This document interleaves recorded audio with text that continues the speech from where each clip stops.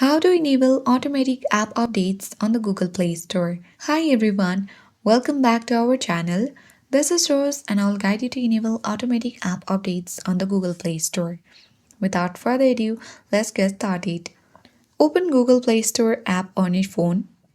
Tap on profile icon at top right corner of your screen and then you need to select settings option.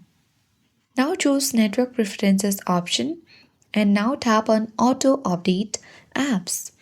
Here you can easily choose Don't Auto Updates app or you can even choose your preferred options. So I recommend selecting over Wi-Fi only in order to save your mobile data. Once you have made your choice, you can easily tap OK button if there is any or this has updated automatically.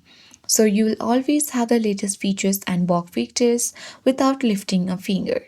I hope this guide was helpful. If it was, then don't forget to like, share and comment. Thank you for watching and I'll see you in the next video.